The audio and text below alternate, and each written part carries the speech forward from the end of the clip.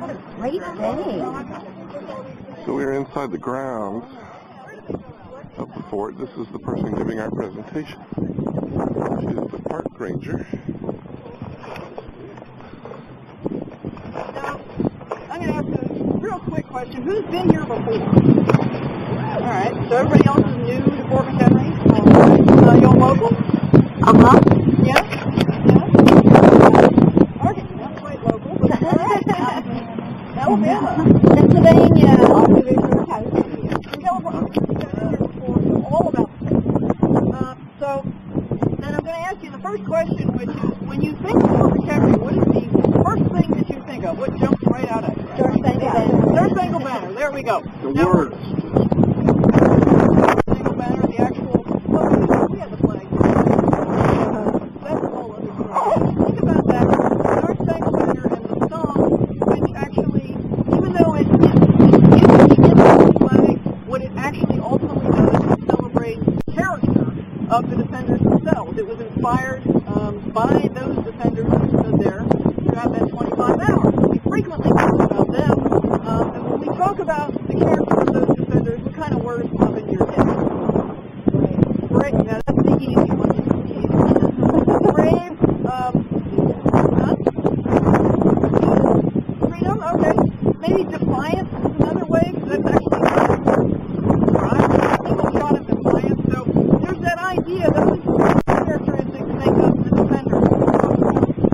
When we have a place that is the home of the national anthem, we want to think about the nation and what type of characteristics define us. Well, we can't leave the women aside. And you guys all know that's never a good idea. So there are actually some women in the history of McHenry who are somewhat unconventional. But this being Women's History Month, we in the National Park Service like to tell the story of all Americans. And so for this talk today, we're going to focus on the characteristics of those unconventional women of Fort McHenry. And so those of you who saw these little Facebook posts, you saw that there are 4 specific types of women I was going to talk about. Anybody remember them? Proprietress. So you have the proprietress, the patriot, the nurse, and the spy. And we're going to tell their stories as we make our way around. But as we walk through, one of the things we want to think about is their character and what is it that makes them special and worth celebrating in their own right. So we're actually when we look for these characteristics and we look for things that define us as a people, sometimes you look beyond the battlefield and you'll find some really cool stories out there. So if you all are set, we're going to walk around. I'm going to walk and talk, and if you have questions, just let me know. My name's Shannon, so I'm glad to stop and answer your questions. Hopefully I can get to them all. So you all set? All right, only for women to own property. No. Not at all. So then how could she? Any ideas how a woman could own her own tavern in the early 19th? Widow? Inheritance? She could have been. She wasn't a woman. There it is. She's a widow. And there are laws in Maryland and Central laws allow a widow to own. Think about this. We kind of take it for granted nowadays. You know, I want to buy a house, I'm going to have a house. That concept of a woman who owns a tavern, she's the sole proprietor of it, it's her business, that's very unusual. And she's an independent woman, she maintains that business on her own and keeps it going up until 1877. And there's other women that usually have businesses around here during the summer when we have our living history program going. And those are some of the earliest government contractors that you'll find. Does anybody know what I'm talking about?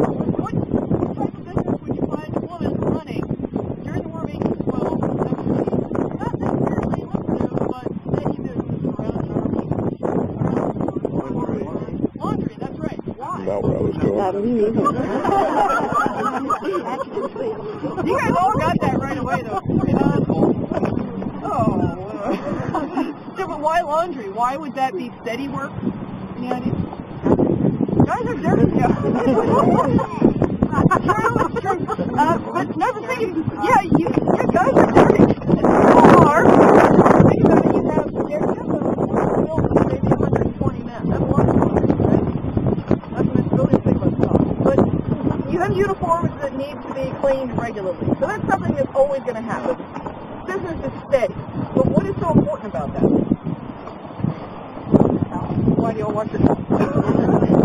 Talley.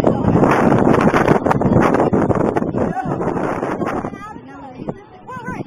So you keep them in good shape, good health, right? So you don't pots of water and then colder water.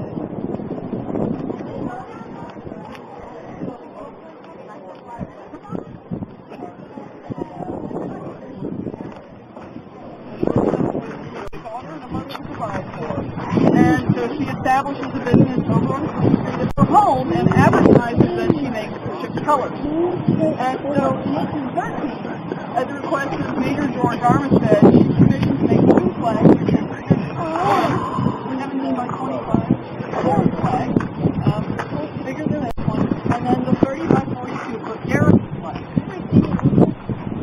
In the Washington? Oh, yeah. And so we actually has.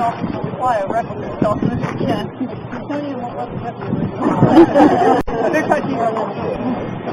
But so she makes these two flags. Does anybody know how long it takes her to make them? 16 hours. Wow, that's precise. A little bit more than that. We get 6. Okay, so in the summer of 1813, by hand, mind you, and stitches around the big. She's making two flags. One 30 by 42, which means each stripe is 2 feet high, and each star is 2 feet from point to point. The star at the top, the stripes and the blue field and canton, that's all made out of English bunting, which we got from a local stripe here. No questions asked. Bunting from, right? So she makes these two. Now she does this with the she doesn't develop those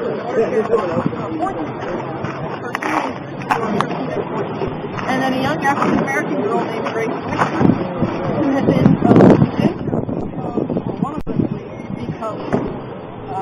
becomes an artifact because of its significance here. But her significance as an individual, certainly as an independent businesswoman, doesn't end there. She continues making flags. Others, not as famous, unfortunately we don't have many of them because they were used up. But she does more beyond that. One of the things people don't know Mary is that they think, by the way, she I know how old she is. Not quite, that's pretty back. Not that. Younger. No, 42. 37. Oh, it is? It is. 37 years old, so when she makes the flag, she's maintaining her business. She also owns her house. There are 2 slaves working her household. And so Mary has established herself in a very comfortable position as an independent woman. Independent businesswoman at that. And so what she does later on in her life is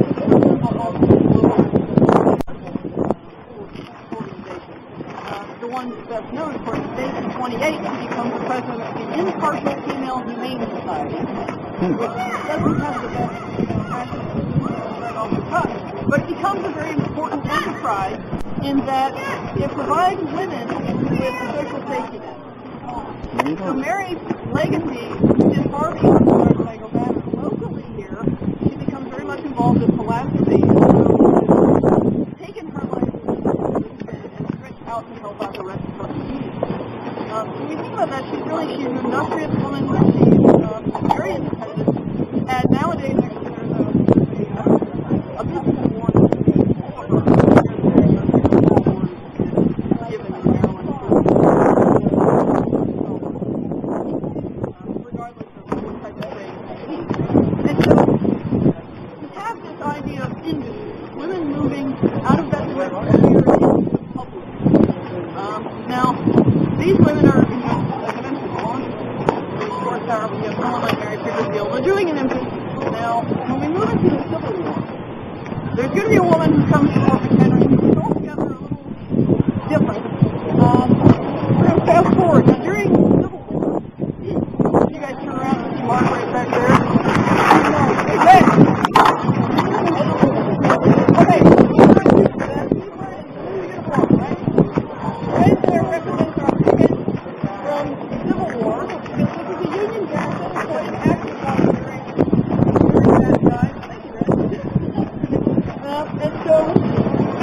And Susan Archer Talley arrived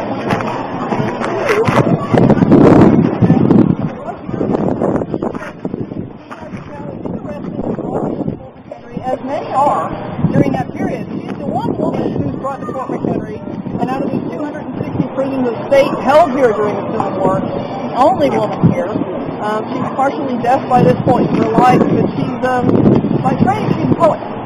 But given the secession crisis and then the beginnings of the war, what she started to do was she'd take different messages or written down information and she'd clap them in her hair. So I can't do it anymore. But she would roll these up and put it in her hair and then go wherever we went. And the thing is, she becomes so well known by different commanders in Northern Virginia and then along these two border states, that some commanders knew her, recognized her, and thought, her, yes. And they would treat her very well because, she's a lady, and they would treat her very well, but they knew she was up to something. And so in 1862, in April, she's arrested and brought to Fort McHenry, where General John Dix, who had been the commanding officer, orders that she be held in solitary confinement. So they know they don't mess with her. So she's held in solitary confinement up until June of 1862 when she's allowed to move about the grounds under guard. So this type of guy is going to follow her around everywhere she goes. And so she's allowed to sort of move around. She has conversations with Major Morris, one of the officers serving here. But she's described by General John Dix as the most obstinate rebel he had ever encountered in all of his time at Fort McHenry. Because, how many of you are familiar with the oath of allegiance? Not the pledge, no. An oath of allegiance is something that if you were a prisoner of state, if you had been accused of a crime and brought here to Fort McHenry, if they thought you were a secessionist or some other kind of troublemaker, they'd say, sign this oath of allegiance to the Union and we'll let you go. The thing is, when you're born a U.S. citizen, you don't have to sign any oath anymore. Many people refused to sign it because they didn't believe it was necessary for them to do so. And one of those people who refused at every single turn to sign that was Susan Archer Talley. And she, in her writings, frequently bemoans it. She had a great deal of anxiety being here and everything else in the world was unfolding beyond her. But she refused every opportunity to get away because she held so closely to the idea that she did not have to sign any kind of oath of loyalty to a union that she didn't believe in. Now, regardless of how we feel about her allegiance to the Confederacy, she is a persistent woman. She doesn't fail, despite what she's up against. Think about it. One woman, a garrison of several thousand soldiers are on site at a given time, and she's one of all of these prisoners of state who are held without ever seeing the inside of a courtroom. And she refuses to sign this entire time. Now, eventually she's going to be released after about 82 days. She's released from Fort McHenry, sent further south. Take a guess what she gets up to again. Spying. So, welcome to a small reproduction of General Hospital number 2. We're fast-forwarding once again into another generation of women. We were talking about industriousness, we were talking about independence and persistence. Now we're going to talk about another aspect of these women at Fort McHenry. We're going to look at compassion. In 1917, of course, the United States becomes involved in the Great War, and as we do, well, at least at everybody. And as we do, what are the inevitable consequences of war? Casualties, right? If you send the boys over there, you're going to have to deal with what happens to them. And so what happened here in 1918 is that General Hospital number 2 is constructed, and it surrounds the entire fort. If you get a chance to see the original photograph, you'll see that the fort is just here. General Hospital number 2 covers every square inch of the peninsula. So all of it has the capacity to serve 3,000 patients. Now the woman we're thinking about now is a woman named Emily Raine Williams. And I bring her up because we know the most about her. But there were well over 300 nurses who served here at General Hospital number 2 during the First World War. Because 3,000 patients It requires a lot of work. And the women who step up here are actually, some of them are Red Cross. Emily is actually a Red Cross nurse who was then assigned to the U.S. Army.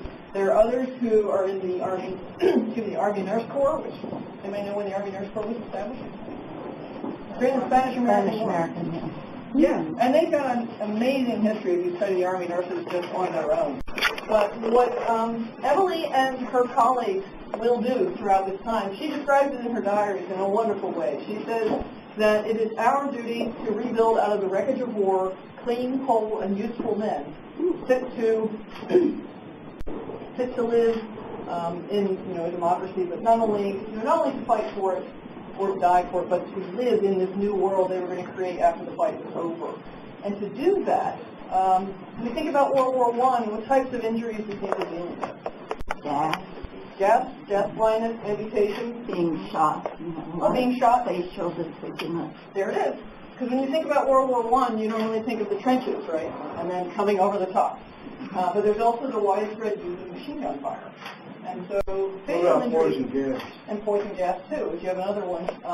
So there's some respiratory issues for those who survive it. And blindness. Blindness is a frequent microbial problems in the Pacific Rim. Yeah.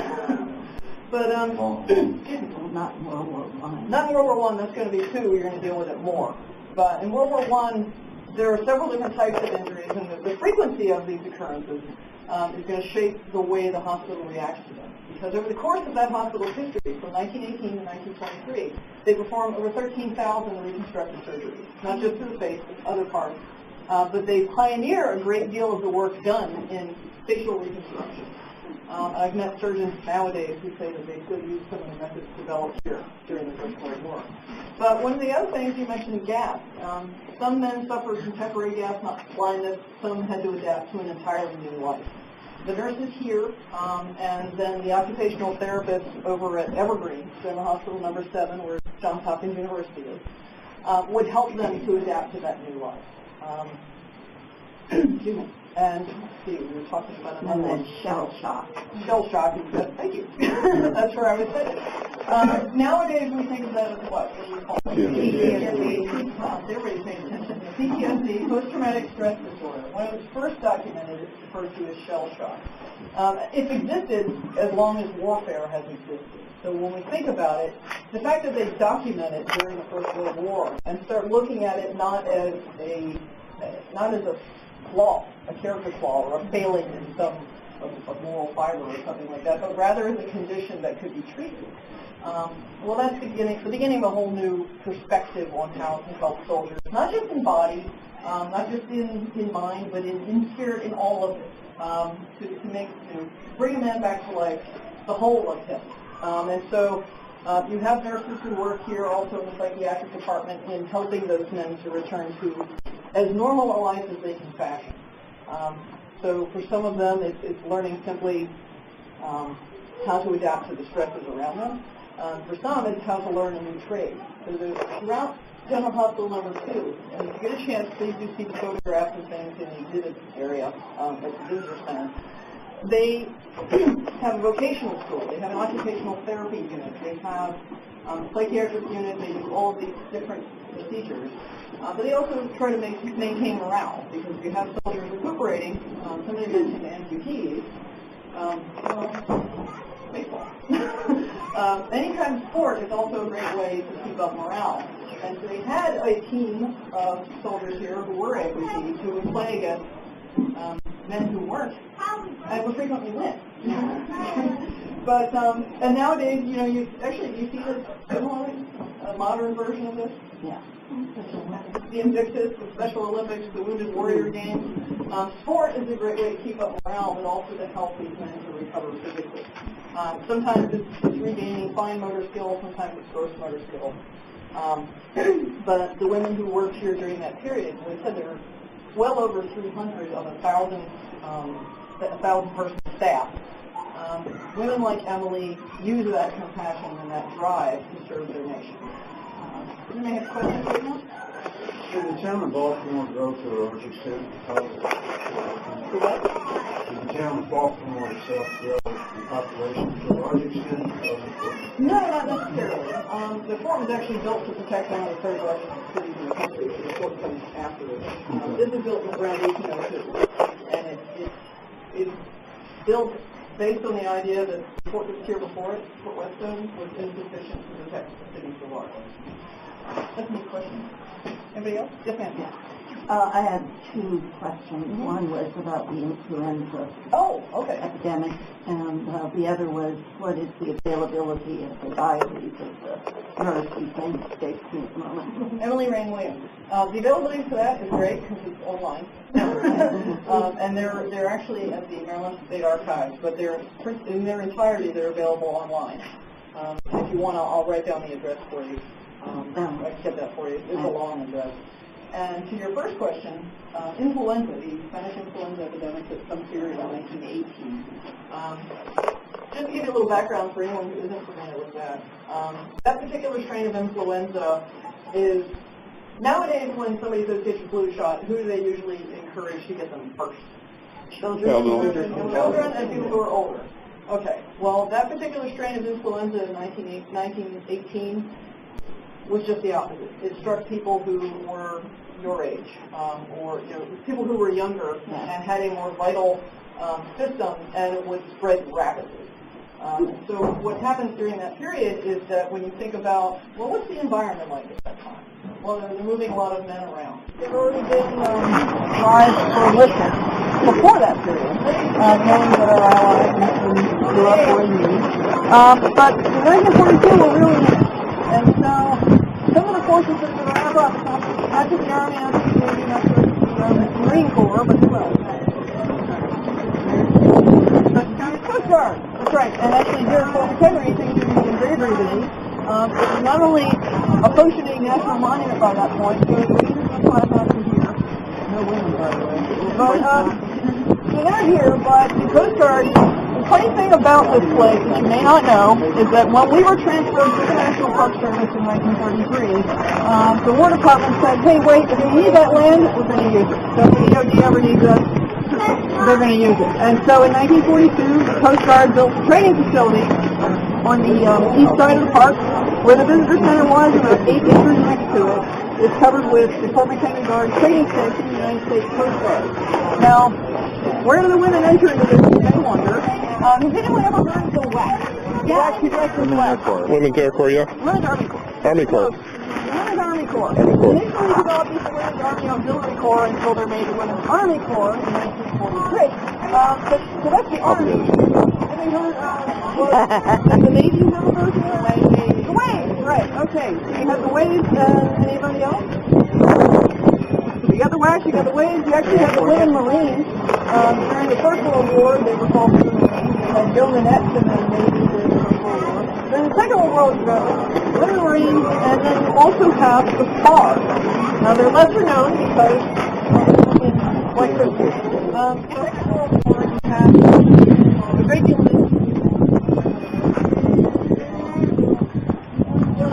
aviation. Their peers are going to need protection. We have all of these different places. Their peers are going to need protection, and that's exactly what the Coast Guard is training to do. We often think of the Navy functions out overseas, but when you think about the day-to-day operations of the United States, and you think about, buying stuff, how to get here, on a boat, through the river, through the railroad, out to you, out for you to buy. When you think about that day-to-day life, the Coast Guard makes a lot of that possible. During the Second World War, the SPARs are going to free up more men to take, to go out and patrol the harbors, to go out and take what is more of a combat role, and by doing, actually, you know what some of the SPARs did? Yeah, you do? Well, drive a Jeep. I mean, I do. But they did things like that, driving a Jeep, doing clerical work, doing all of these other tasks that are not, anything that isn't combat related a woman would do. In all of these other service corps, you're going to find there are women pilots on the Army Air Corps who are, they're just moving cargo. It needs to be done. It's not fighting. They have to do it. They finally start in the second, it isn't until the Second World War that women will get veteran status. And that was an uphill fight already. Because when you think about it, there were women who served during the First World War who didn't have veteran status or rank parity. Eventually, they'll get it. But yeah, it's still a challenge then. And those women pilots, the ones, they didn't get it until well after. No, it's much later on, for the pilots. So you have women serving in all of these capacities. What's interesting about that is even with all the sort of challenges that brings, because now we're way out of the domestic sphere, way out into the public world, and in some non-traditional roles.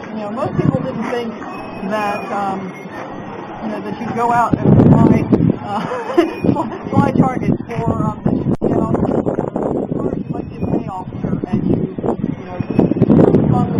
you pay, which means you probably have an M1911 on your side. Not a lot of photos of that. But they're performing a military task. So pay officers, by the way, are required to arms. But they're fulfilling these roles, and they're showing a dedication that is necessary in that time. There's actually a woman here, Jennifer, and I hope I'm pronouncing it correctly, she's doing a spar here in McHenry, who, during that spar week in 1943, kept pushing people to sign up, saying that, and her husband was actually overseas in the Navy, but she said that women would be more fulfilled if instead of, if they actually committed themselves to help winning the war rather than staying at home and waiting for it to end. So that they kind of get out there and perform that dedication. Since we're kind of gathered here in nice spots, one of the characteristics to talk about while we're making our way around. Dedication, right? I just said. Industry, persistence. These are all things that you know about. Balance? I didn't mention that one, but that's a good one. When you think about it, the women who are here in these unusual roles demonstrate all of these characteristics. Susan Archer Talley would not give in, no matter what people said to her. And then she continued with her work, beyond that, even after she got released. Mary Pickersgill was independent and held her own in what was still then a man's business. And then she moved on. So you have this industry. Have all of these characteristics that they're not specific things in the song, but are worth celebrating. And so, though it's only Women's History Month, this month, I'd encourage all of you to be more curious about Women's History Month all the time, because you'll find that, like here, everywhere, there is, I don't know if you're familiar with the phrase, but, excuse me, there's the phrase, history is the story of men and women acting as men in circumstances. Well, there's a great variety of circumstances, and men and women rise to those occasions in different ways. So you'll find that no matter what history you're looking at, there's always going to be another side of it. So beyond the battlefield here, there are women who are making very important history in different ways. So I'm going to thank you guys for coming out. If you have any questions, please let me know. I want to thank you for also being guinea pigs. Yay!